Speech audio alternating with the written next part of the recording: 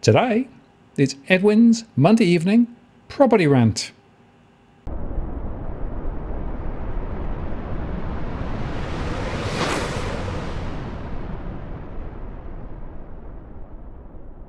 Hello again, it's Martin North from Digital Finance Analytics, one latest post covering finance and property news, Monday evening, and of course, Edwin is back with me for another rant. Hello, Edwin. How are you going? I'm very wet, Martin. How are you going? Good bit of rain down there, have you? A bit. Yeah, it's, forget. So I was talking to my mother earlier today, and, she started rattling on about La Nina, El Nino. And I said, Mum, what are you going on about La Nina, El Nino? I mean, it just doesn't happen. Nothing's happening. If anything, we've got the orphan.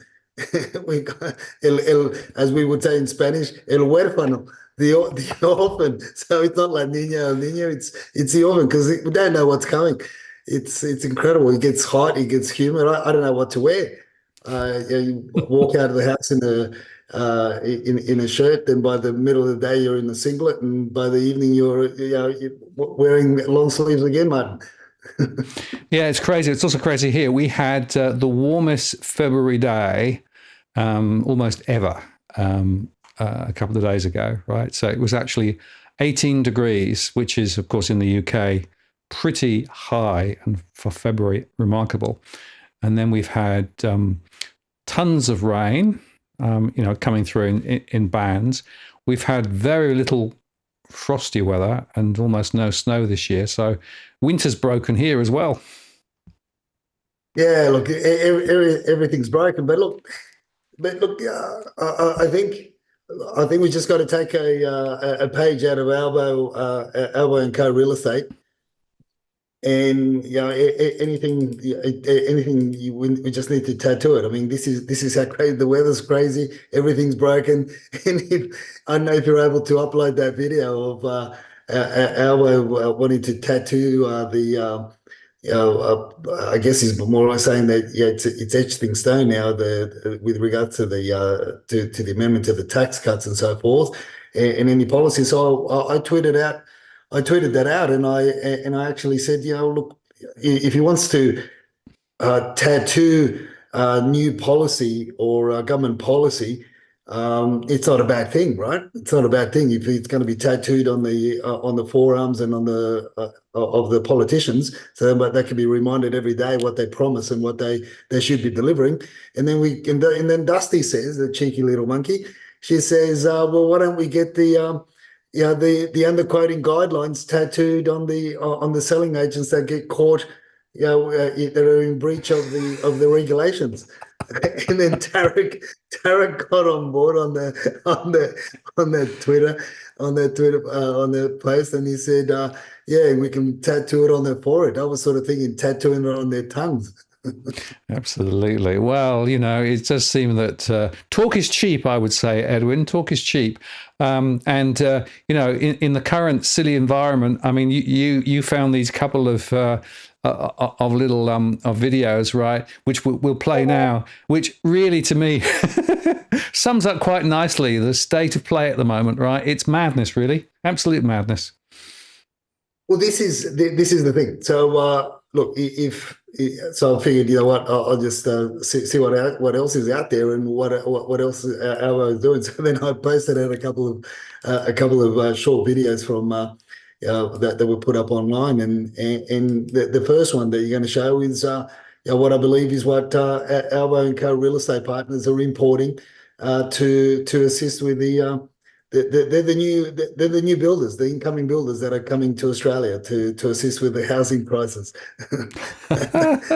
Well, certainly it's an interesting way of handling the point of moving stuff from point A to point B, but I'm not sure whether it's either efficient or actually very safe. Well, it's all about having fun in the workplace, right?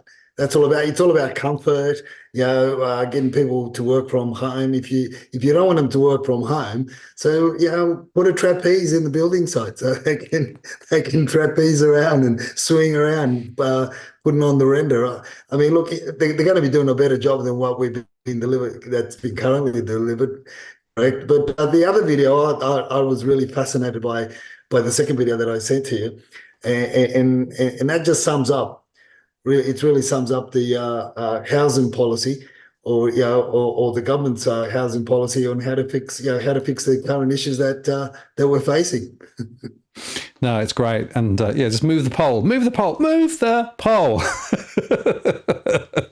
It really does show. And look, I mean, I don't know whether you noticed, Edwin, but this week there has been an absolute plethora of articles in the mainstream media all saying the same thing, right? Which is simply this: build up, look up, buy apartments, right? Because basically nobody can afford to buy a house anymore. So effectively buy apartments. And this is actually from Queensland. There was another one here: apartment boom as houses are out of reach. The new family unit. Queenslanders' love affair with owning a house is being challenged ever more than before, as the case for buying apartments builds. Now, that's an interesting observation, not least because, of course, people are now arguing quite strongly about build up. And of course, in some areas of Sydney, for example, the councils are still resisting the idea of rezoning to build up. And the only issue I've got is that there's some big issues going on with apartment builders. So we're seeing quite a few of the Chinese builders leaving the country. And so the momentum in terms of building could be an issue. Quality, of course, as we know, is a big issue. And I mean, this is just, the mainstream media spruiking apartments for the sake of it, it seems to me. Yeah, look, I'll keep on saying that we really don't know how to build high-rise. With close to 60% or over 60% of the high-rise development that's been built over the last 15 years, a good 47% of that is really not suitable for habitation, and they've got major issues that the government and the authorities won't disclose. And we've actually got people living in death traps, and they won't disclose because for fear of diminishing the value of those properties that are affected by the flammable cladding, major mold issues, and other structural issues that David Schubrick's been bringing up, over the last couple of years. So I reached out to my son, and I said, mate, just give me a quick snapshot. This is just a few minutes before we started the rant. I said, give me a quick snapshot of the building companies that are, as you mentioned, there's the big Chinese mob that had issues with those apartments in North Ryde. They're facing issues there, but they've also got they're only going to build one more development, and then after that they're backing away from Australia. They're not going to build anymore. It's too costly. According to them, the regulations are too tight, and there's just too many things that are going wrong, will continue to go wrong, and the cost to build, the labour costs are so horrendous. So you've got Greenland, you've got Parkview, there's some issues there. There are Growth Bill, Leahy's, and a company in Byron Bay that are building luxury developments there. I believe the builders walked off the site over the last week. So there are major issues that we're facing, but it all comes back to what we've been saying for a very long time, and what we alluded earlier in the year when we said watch this space, or late last year when we alluded to, and we said watch this space because developers do not want to build, regardless of the fact that the state government is changing the zoning for high-rise development around the Shire and also in the North Shore, in all these areas.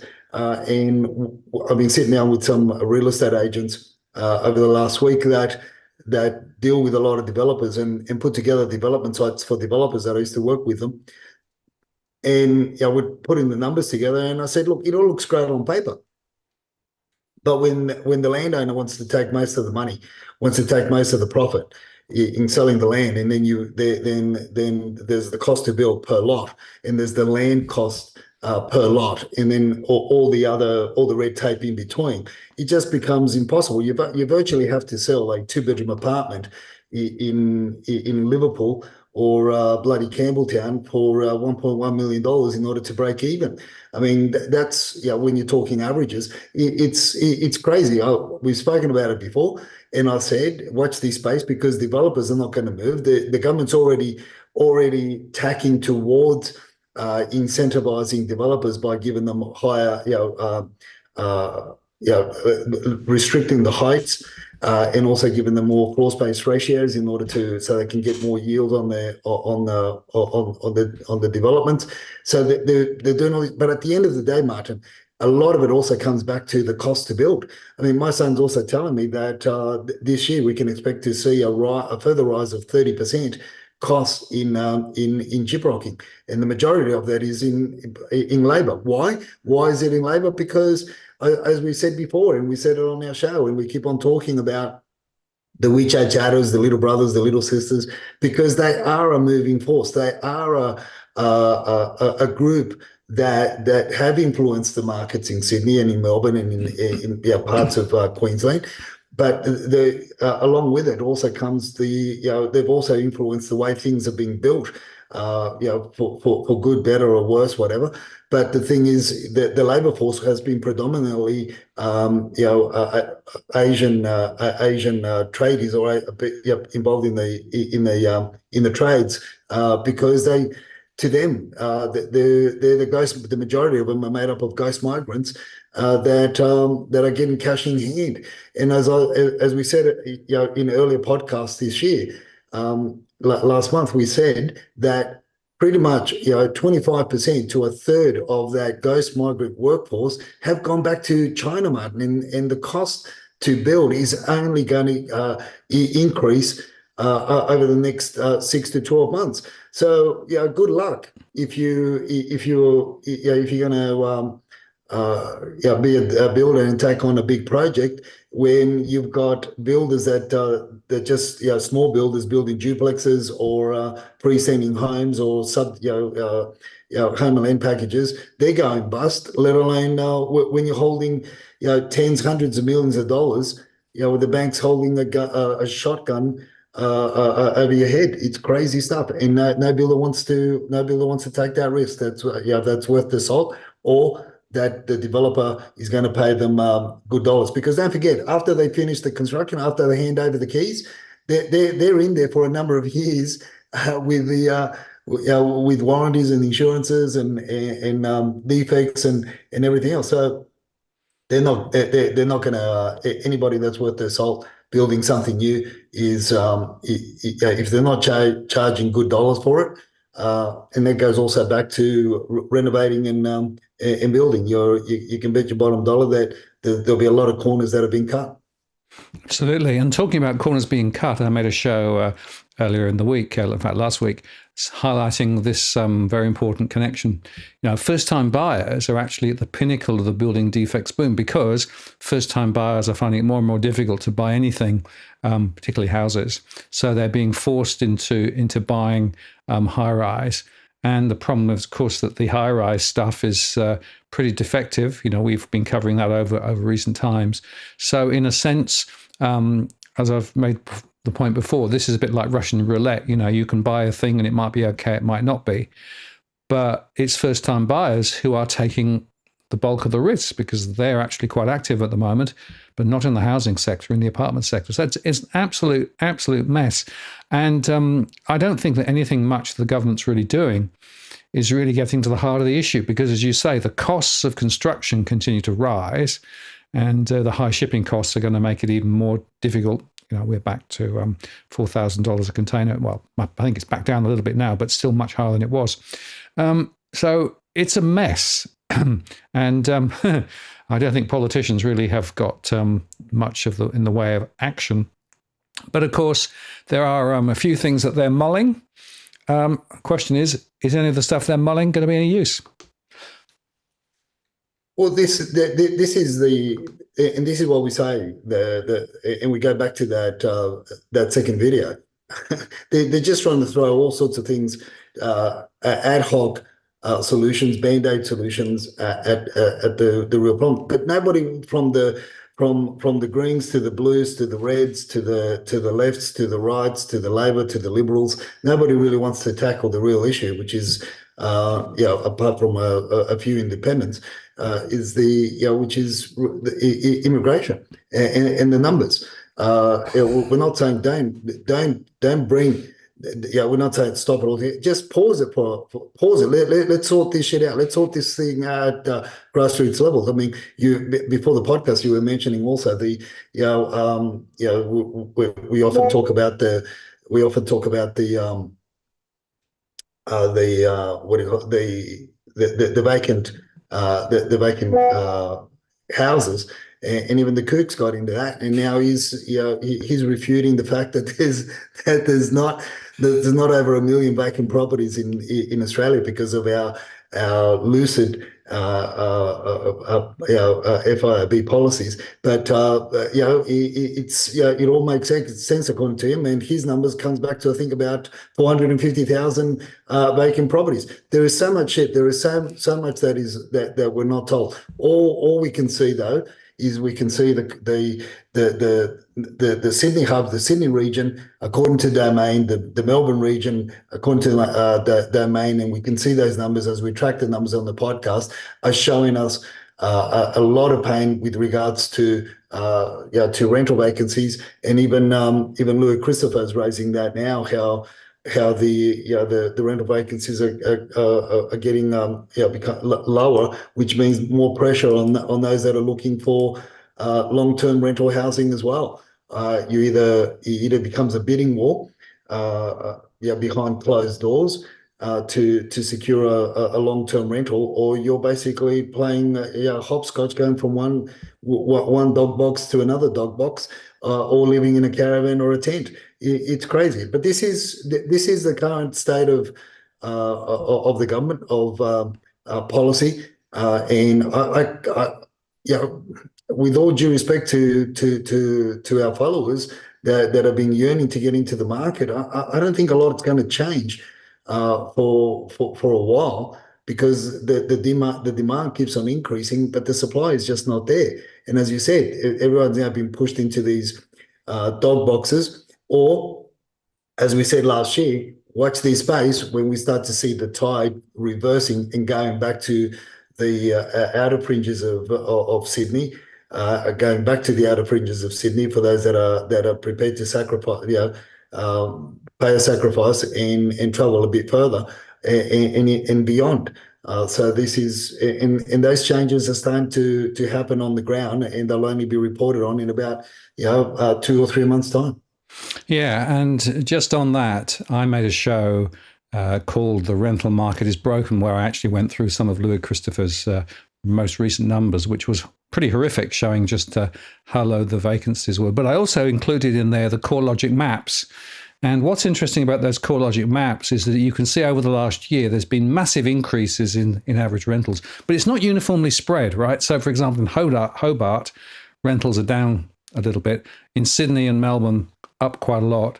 In some other areas like Adelaide, quite diverse. And so, again, these high-level headlines, you need to go granular to be able to actually understand it. But the other point you make there, and again, I made a show on this, that people are actually leaving Sydney. And there was some significant articles last week highlighting the fact that people in their 30s and 40s who now can't afford to buy in the Sydney region are exiting. They're going elsewhere to try and find somewhere to live.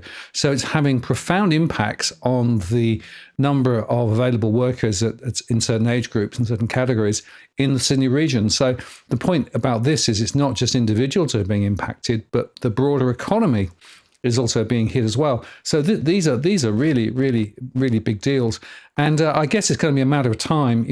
You mentioned the Kook, who I think started with the 1 million, and it's probably more than that, because I don't think the census necessarily picks up all the vacant properties.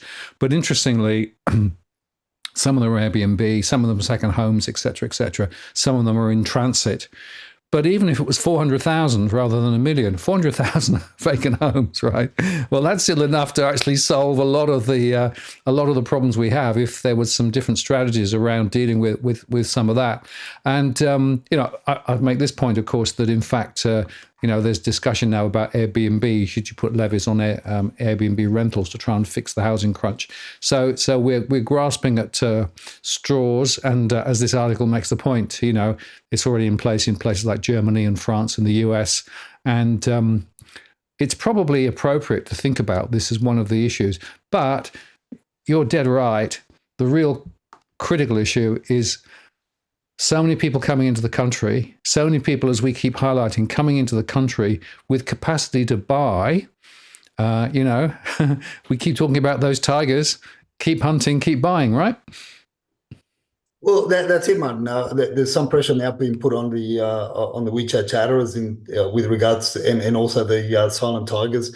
There's students that have been coming over because a lot of the tertiary education, or a number of the tertiary educations are outside of the six or eight major universities. Unfortunately, Wollongong doesn't come into that category. That's a major university according to what's happening now, and there's there are a lot of students that would otherwise even be going to Wollongong University are going to not be issued a visa in China and in other part, and also in India, because of the scrutinising the courses that are being issued. So whether you're coming over by hook or by crook, legitimately or not legitimately, you're going to you could depending on what university you've selected or what university is accepting you, there's going to be less people coming in by way of students in order to appease the rest of these concerns that a lot of the local Aussies are bringing up, which is rightfully bringing up. But it's only a short-term fix, because sooner than later they'll reopen that again. But in the short term, it will affect some tertiary education providers. There'll be reports in the mainstream media that see what we've done, see how wonderful the government is. They've stopped some students from coming in in order to reduce the demand for rentals. But we got to talk about a lot of the other pathways to PR that the government has opened up the doors to that are of concern. So in essence, regardless, there's unless if you want to tackle the students or migrants coming into the country, you've also got to start fixing the loopholes within the with the Financial Investment Review Board as to how people can circumvent the purchase of properties, established homes, when they should only be purchasing new dwellings. So they've really got to take it seriously. I think what we discussed last week is you can't just bring out one policy and expect that to work. It's really got to be a holistic approach to sorting out all the issues that the government's. But nobody wants to take that first step, Martin. Nobody wants to take that step. So in essence, of all that, look at the reports that have been coming out over the weekend, over the last week, with regards to investors coming back into the market. First-time buyers coming back into the market, allegedly. I've been saying in Sydney, investors never left the market, and first-time buyers never really left the market. They were just waiting on the sideline. And as we said, a lot of these people that are influencing these markets are your WeChat chatterers and your silent tigers. And their call is keep hunting, keep buying. So, and when you start talking to the agents in the areas where a lot of these investment homes are being bought, you start figuring out that a lot of them are in your Blacktown LGAs, your Parramatta LGAs, and your Liverpool LGAs, and this is where your Albans, your Lidcombs, and this is where you can get away with your budget accommodation, and this is why they do it. So there are a lot of things, there are a lot of moving pieces that have got to be put together. I mean, this jigsaw puzzle has a lot of moving elements. But it's the governments and the powers to be only want to deal with, or seem to be dealing with, whatever wins them brownie points, if I could put it that way. They don't really want to deal with the real issues that are behind this whole fiasco that we find ourselves in now. So in the meantime, the losers are the local first home buyers that would be wanting to get into the market. And I'm not talking about those that have been sitting on the sideline that are carrying $1 million, $1.5 million in the bank accounts because they've made a lot of a mozza with crypto or any other investment fund. But I'm just talking about your typical blue collar Aussie battler that just wants to get into your Blacktown LGAs, into your Liverpool LGAs, that sit between your 850 and $1 million properties. I mean, they just keep on getting priced out, and their 10% deposits, 5% deposits, or 10% deposits are just going nowhere, because prices keep on going up, and they're competing with investors. And so we've got a big schmozzle out there on the ground. I mean, the reports that we're getting from the agents that we talk to in the Blacktown LGA and the Parramatta LGA, it's incredible how they're, because I've been talking to them about keeping an eye out on the WeChat chatterers and on the silent tigers, and it's, I mean, some of the stuff that they send me and some of the stuff that we talk about, it's what we talk about on the show. I mean, they are really going toe to toe. It's fierce competition out there. In some of the auctions in Blacktown, we're reporting 20 registered bidders for homes, and the majority of the winners were investors. It was a 50-50 call, so that says a lot. Obviously, different markets are acting differently. Where in your inner west and that, and this is where everybody's got to look at things at their markets that they want to preference and want to go into. Granular, as we keep on saying, and you've got to take a lot into account. So look, there's a lot the talks about the New South Wales mulls. It's mulling. How long are they going to be mulling for before they decide to do something? And we start looking at the areas where we follow Victoria as the example. The areas that were affected by the taxes on Airbnb, by taxes on investment properties, where you're out of fringes, in your coastal areas that just took off.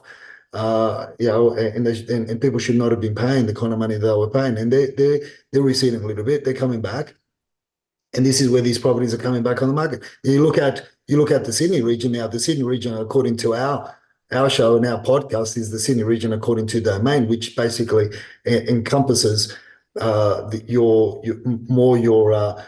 Sydney basin. When you talk about square meter research or your CoreLogic's REA, PropTrack, well, their Sydney region, is in the closer to your neck of the woods, as well as over the mountains and into the Central Coast. But if you look at those markets, Martin, in your Central Coast, you're closer to your Wollongongs. Well, there's been a lot more properties coming on the market there, and things have changed. And there's a little bit of light at the end of that tunnel. However, because now people will continue to be priced out of the Sydney Basin region as we talk about it, guess where they're going to be going? And guess where the market's also going to be picking back up again? And that is in your outer Sydney regions, according to your CoreLogics and according to your SQMs and according to your PropTracks. So it's a fluid market, and you've got to watch it, and things are changing on a week by week, month by month basis. So it's crazy. But going back to video number 2 that we from earlier on in the show, that is government policy 101. Let's move the post, not deal with the real problem. Spot on. And talking about real problems, there was this article which talks specifically about the areas around Liverpool. And they were making the point that the DA process, so this is the process where you've got to get development approval, it's taking ages. And so they totted it up, and there's a lot of property that is blocked from being actually moved at the moment. And particularly in some of those outer western suburbs, if you tot up all those units there, it's quite a lot of property.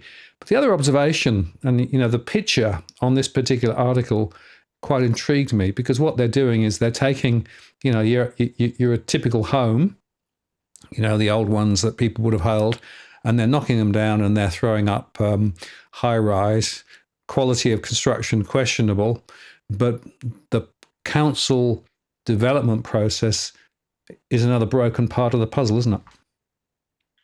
Yeah, and this is where, remember, Ming said that he was going to take the fight to the local councils, and I said, good luck. Uh, good luck, regardless of whether, whichever way they lean. You got a fight on your shoulders, because you've got a lot of the councillors and a lot of you've got a lot of vested interests in local councils, and depending on which way they're going to be swayed, or depending on whether they've got a brown paper bag or whether they've got an LD reusable bag, will determine what the outcome is at the next meeting with regards to rezoning or allowing a development to go through. That's what Dusty tells me. That's what happens. I haven't gone to a council meeting. That's what Dusty tells me, Martin. Well, yeah, I'm sure. I'm sure there's some there's some truth in that. So what goes on, of course, is the question. But then, if you come back to your point about the investors are quite active in some areas now. This was actually one that came in macro business, right, which showed that property prices are reaching all-time highs at the end of 23. That's according to Domain, and their headline was "Property Investors Rush into Sydney." And you also included a couple of little quotes, which I thought were quite interesting. People are jumping into buying so they don't miss out. Panic buying.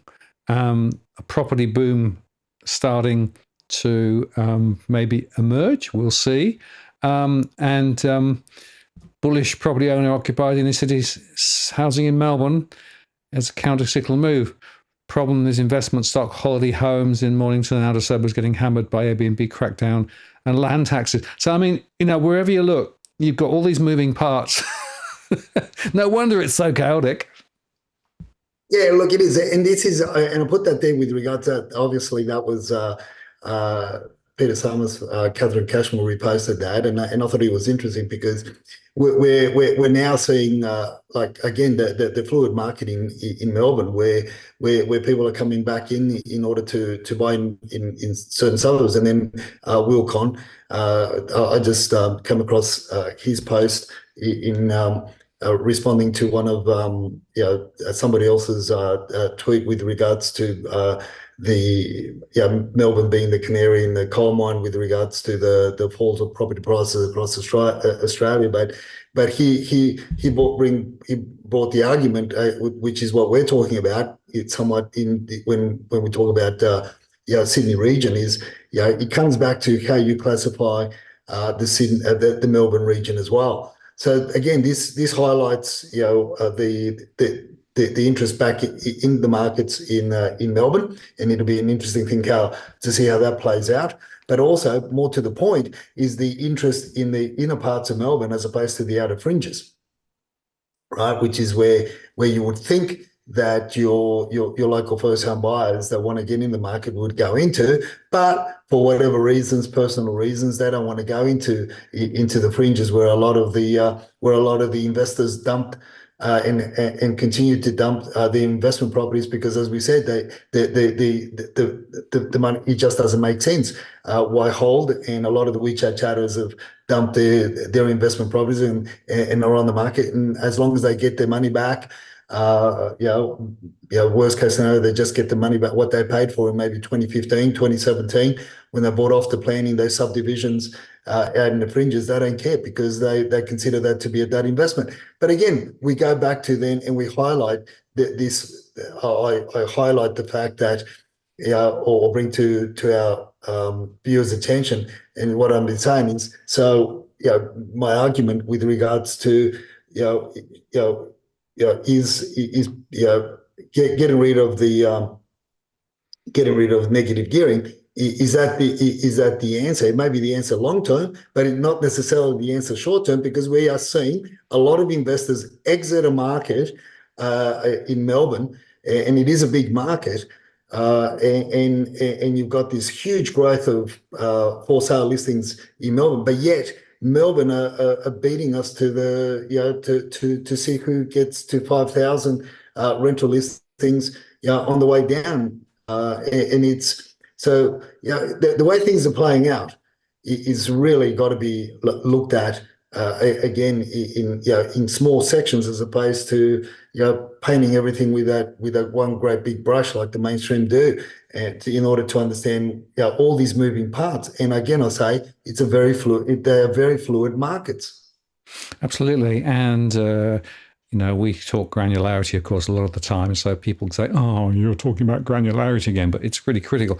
Now, let me just talk about insiders. I don't know whether you saw it, but the Green Party was interviewed on Insiders about their housing policy, because what they're doing at the moment is threatening to try and derail Labor's program of 40,000 homes where they're actually doing sort of shared equity. Their argument is that will only help about 0.2% of first-time buyers, so everybody else is going to miss out. It's going to put prices up. So point one, they argued the program will put prices up, and then there was a debate about, well, how much of that? But interestingly, they said, we don't think migration's the problem, and we don't think housing supply is the problem. And I'm thinking, what planet are they on? Right? And what they're wanting to do is to raise the issue of negative gearing and the capital gains tax, the 50% basically offset that people have. So it was a very interesting discussion, but it showed to me that this was very, very shallow in terms of really getting to what's going on, and how the Greens said there's nothing wrong with high migration. I thought that was really interesting. Well, look, without belabouring the whole point, has anybody told the Greens that in order to, when you bring in a lot of migrants, you also got to build infrastructure, and building infrastructure means a lot of, increasing our carbon footprint, right? I mean, that's just a thought. Yeah, spot on. But that's just a thought. I don't know about you, Martin, but that's just a thought that crossed my mind. Yeah, the point there, Edwin, is I want to come back to this. A lot of the decisions that are being taken and a lot of the waffle that's going on at the moment is all political, right? So everyone is trying to score political points and take political positions. But I keep coming back to unless we get joined up thinking to put all of the pieces of the puzzle together and put the jigsaw puzzle together, called, the property sector overall, and then start strategically thinking about how to deal with it, we're never going to solve it. All we're going to do is we're going to have knee-jerk reactions left, right, and centre. We're going to have, like in Victoria, Airbnb turned down, higher taxes, all of those things. None of this is going to solve the fundamental structural issues that we have. This has been going wrong for 20 or 30 years. The property sector is highly politicized. And as we said in one of our recent shows, and guess what? A lot of politicians own a lot of property. Now, can they objectively take the tough decisions because of what's gone on? And, you can't get away from the fact that if you look at the comparison between average incomes and average property prices, they've diverged dramatically. As a result of that, we've got more first-time buyers getting into property much later than previously. And in fact, I did some research for a newspaper very recently that showed that we've gone from mid-20s to early to mid-30s as first-time buyers. The average mortgage is now 35 years rather than 25 years, some of the new stuff being written, which means that people will actually go into retirement still with a mortgage. And in the meantime, property prices continue to diverge from real, true incomes. I don't understand why it is that our politicians just don't want to tackle those fundamental structural issues. Maybe it's just too hard. Maybe because if they do X, then they're going to actually upset a lot of other people. And if they do Y, they're going to upset other people. So they try to not upset anybody. And in the meantime, lip service will do things around the edge. but not tackle the fundamental structural issues. And if that is their strategy, then property prices will only go one way. Oh, look, they're going to continue to climb. Whilst they're talking about it, whilst they're having committee meetings, whilst Albanese gets another 58 staff members to look after his affairs and looking at more. Apparently, I understand it. Whilst we have 2,000 or 20,000 employed under the tax office. Whilst we have whilst the, why would they want to change anything, Martin? Why would they want to change anything when at the end of the day, it's a sweet ride. As I said, what we should be looking at, I'd say it cynically, but surely there's got to be, we got to start having politicians. We got to start having licenses being issued to politicians. And you got to qualify. You got to have like you have a driving test to drive on the road. You got to have some sort of a test to become a politician and qualify. Like you have a law degree. Something. Surely, look, whether it comes above the real estate license, whether it comes below the real estate license, whichever. You can argue that later, but there's got to be a way to that can't hide behind parliamentary privileges and all that sort of bullshit, right? Because there's so much stuff that comes out, and they're playing with our money. Look, I don't know. All we can see and we can report on and we can talk about is what's happening. Looking at the different moving parts, and there are more and more moving parts. As we get, we're going to, as we go getting into 2024. There's a lot more happening globally. There are a lot more issues over there. What are people thinking? The sentiment, and this is what we try to bring into the show, into the Monday evening rant, and to give people a heads up. I mean, we're talking about those. We're going to talk about more about the rental numbers and some of the and what you also raised over the weekend in one of your shows. I mean, it's scary stuff, Martin.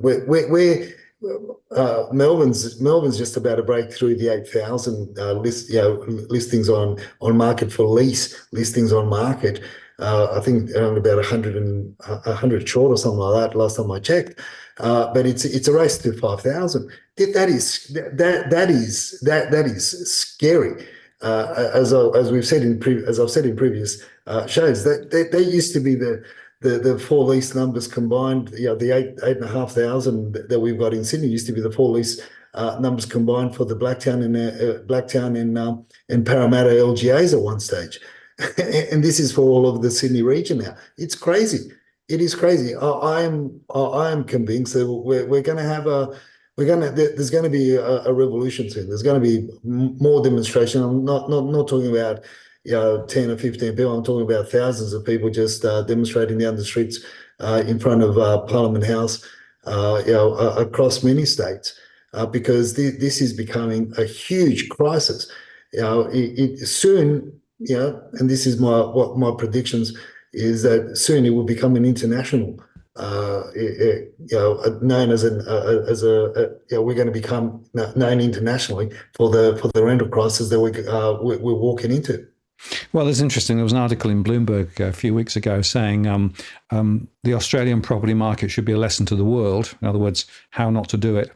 And the other interesting observation, I don't know whether you saw the Nemesis series on ABC, where they looked at the last three Conservative prime ministers, but there was a little bit at the end where Turnbull made a really interesting point. He said, the problem is that politicians have got into the idea that politics is the end game. In other words, just winning the politics is all you need to worry about, right?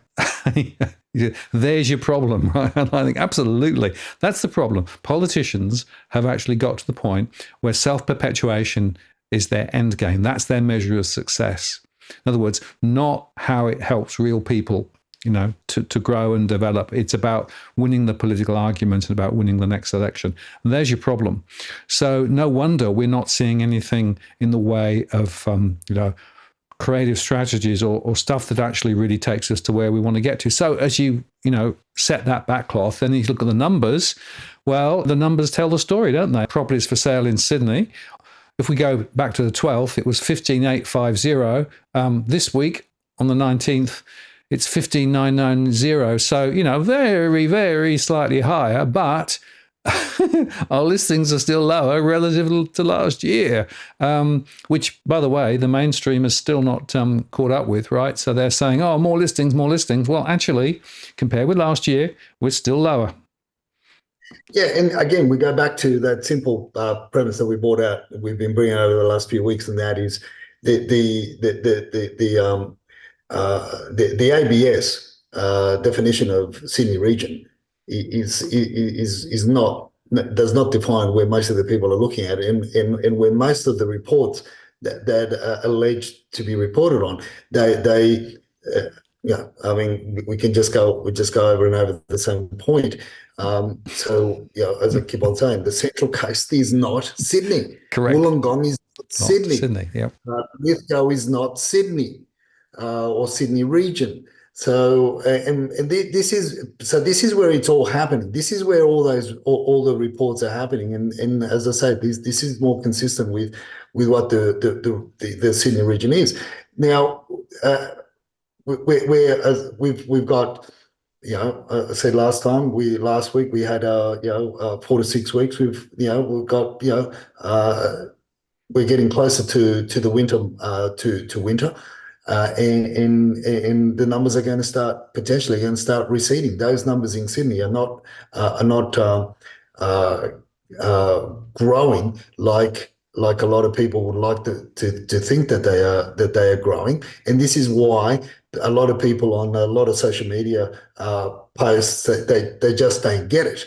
They read the mainstream media articles. Oh, there's big numbers, big numbers here, big numbers there, blah blah blah, this, that, and the other, and then they go and face 20 registered bidders in bloody Blacktown.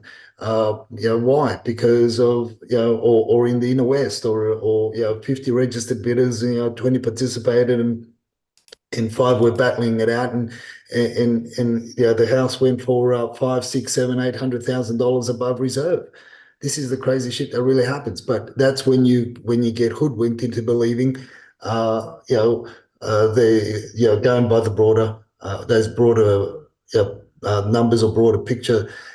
For me, looking at it, drilling down into the suburbs, into the LGAs and the suburbs that we're looking for clients, paints a totally different story to what the mainstream media is. And then we've also got to look at what's influencing those markets, what the rental positions are for those markets as well, what's being sold, what's coming on the market, what's not coming on the market, what's being sold on the WeChat chatter platforms, or genuine off market.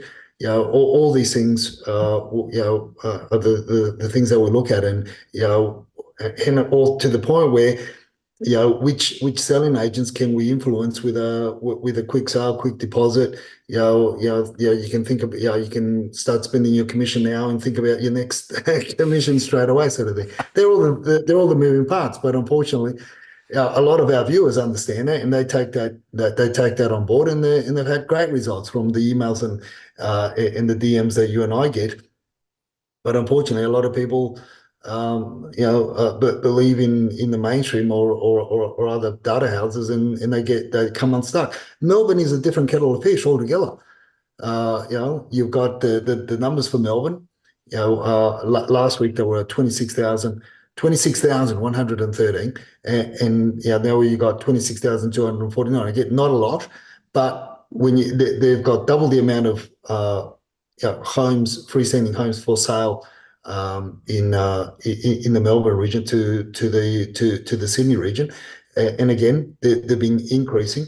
But when you compare the sales numbers across Sydney and Melbourne to the rental numbers across Sydney and Melbourne, it paints a different picture altogether, Martin. And this is what I say: is getting rid of forcing investors to sell their homes. Is that from how Melbourne is reacting to a lot of those policy changes? I don't think immediately we're not going to see anything positive, because of the way that the rental market is is playing out as well. So it's there are a lot of moving parts, and it's very, very fluid. Absolutely, fluid is exactly the right word. I could think of another word, a slightly more brown word, but I won't. I won't mention that one. Now let's just look briefly at Brisbane, because of course Brisbane, again, its own market. Last week, the 12th, we had 3213 properties, and if we go forward to the 19th, 3262. So it's still almost nothing, right? So there's still very, very strong demand in the Brisbane region. And, this is a classic example where you've absolutely got to, look at the local data rather than just the aggregate data again, because up in Brisbane, all the information that I'm seeing is that there's some very hot markets, but there are also some other markets now that are beginning to actually ease back a little. So it's not uniformly hot. So again, go granular. Yeah, and then and that's very, very clear, because again you got all those reports of the rental stress as well. I haven't been following the rental market for the Brisbane region, but there's a lot of reports and a lot of chatter there. Interesting that some of the DMs and the posts on the posts that we make also say that the silent tigers are very active up there as well. So interesting fact. And just one other thing, Edwin, we're still seeing a very significant drift away from Melbourne and Sydney to Queensland. So that migration pattern is actually happening. Now, some of those are actually migrants coming in, landing in Sydney and Melbourne, and going up north, but also a lot of long-term residents of Sydney and Melbourne have sold up and are going north as well. So that there's some really very important trends that people need to understand as to why some of those dynamics are the way they are. Yeah, it'll be interesting to see how the Olympics are gonna affect the Brisbane market. In my view, the Olympics should have been held in Melbourne, because then that way all the housing that's being put on the market in Melbourne could be absorbed, right? Oh, that's an interesting idea. I suspect that won't fly, but interesting. Now let's just look quickly at the auctions, because of course the auction count's quite significant. So we can see there that the next auction stats for the 24th look pretty strong. And you make an interesting point, of course. At what point does the market peak? That's now the really interesting question, right? Because we're sort of, in flight heading towards Easter. And as we get into Easter, then we begin to think about autumn, et cetera, et cetera. So is this peak auction? No, I think we're going to have a few more weeks at the close to the 1,000. We'll have a few more weeks, and don't forget that the Lunar New Year's is over now. A lot of people now coming back. A lot of the WeChat chatters are coming back. So your typical suburbs where you see a lot of auctions happening. And guess what? Next week, I think Tom Panos comes back as well. So we'll start getting the Tom Panos index. I think he comes back from his holiday as well. So it's fun and games with auctions. But we missed you, Tom. We missed you. Let's look at the rentals in Sydney then, Edwin, quickly.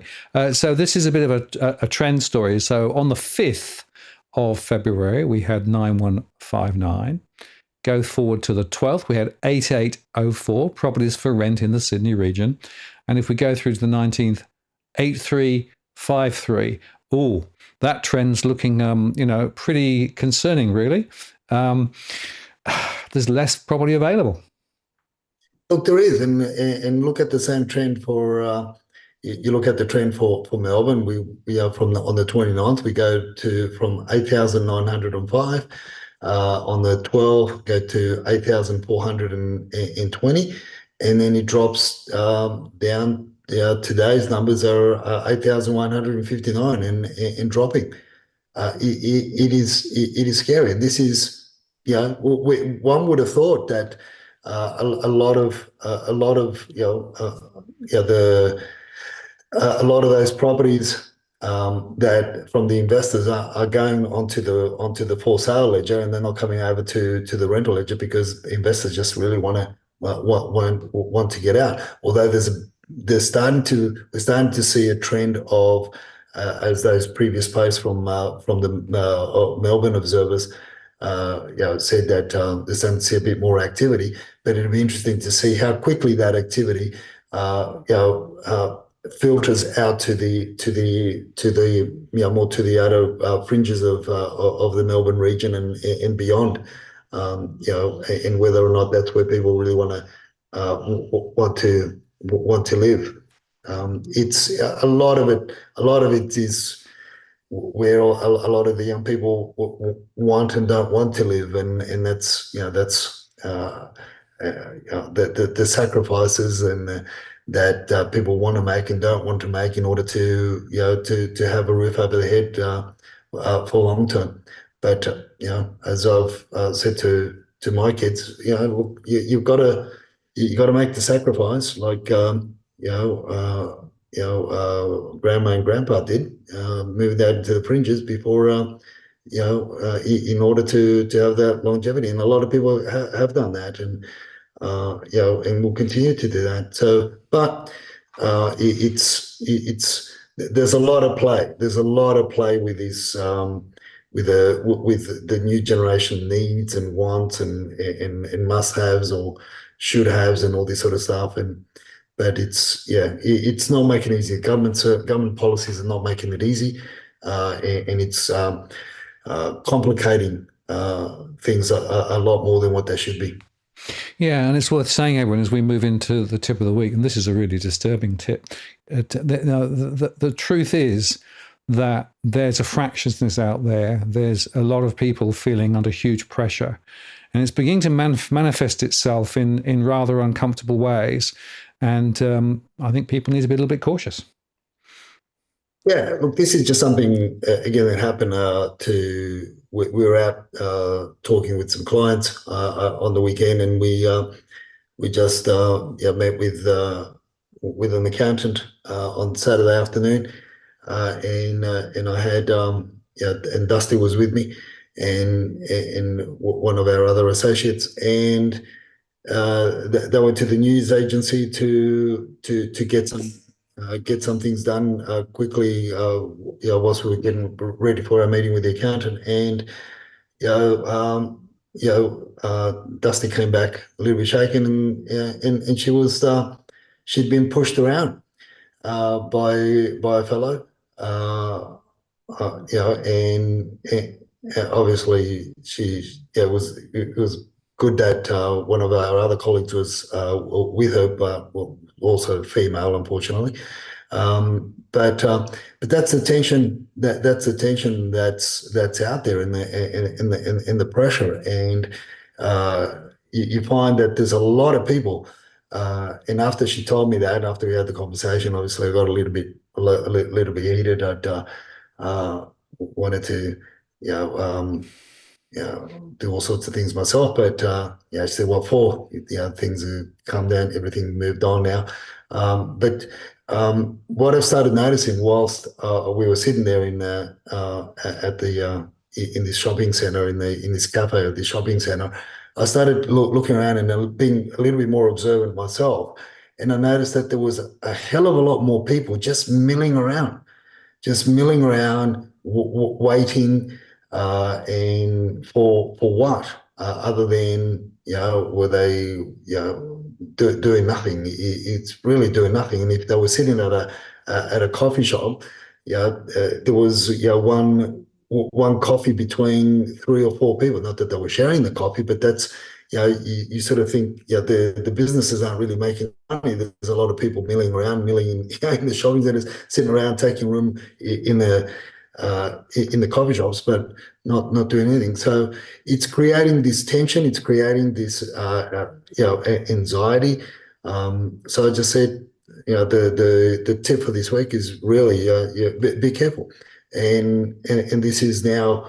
After that, we had a chat. Obviously, we had a further chat with our colleagues, and we made it a point that when we having meetings with clients and the like, no matter where we're out in pairs, and preferably accompanied by one of the by a male, as opposed to just having two ladies also attend.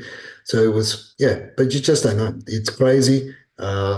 The week before was raging shopping centres in the car parks, rage on the roads. It's this whole tension and pressure and anxiety is really starting to come out, and I see it more in where a lot of these groups, a lot of groups of people are concentrating, Martin. Yeah, and the point is, of course, that the financial stress and the property stress and the political stupidity that's going on has real social consequences, and that's what we're starting to see. I always feared that was going to be playing out. It's playing out in the UK as well. By the way, we've seen some similar things recently here too. So it is unfortunate that politicians in their little bubble in Canberra have no idea what it's really like on the ground for ordinary Australians, dealing with all of the issues that they have to deal with at the moment. And, sometimes fuses are short and people can get hurt. So, watch your back, take care, and just be a little bit cautious, unfortunately, is the tip of the week. Edwin, I want to say thank you very much. A very thoughtful but very important chat this week. And I guess we'll do it all again, and there'll be loads more to talk about, won't there? Oh yeah, and hopefully there'll be more video footage of Albo and Co real estate. We'll see what they come up with. And yeah, look, and to be fair, as you and I said from being saying from 2019, it doesn't matter whether it was Albo and Co. Real estate or whether it was ScoMo Partners Real Estate, would have been the same shit. The fix was in way before the election. Spot on. Unfortunately, that's true, and doesn't really make much difference who's in power because they're all on the same side of the fence, not necessarily on the side of ordinary households. Edwin, thanks very much. Have a good week, and we'll see you next week. As they say in Spanish, hasta mañana, because it just seemed like it was yesterday. See ya. Take care.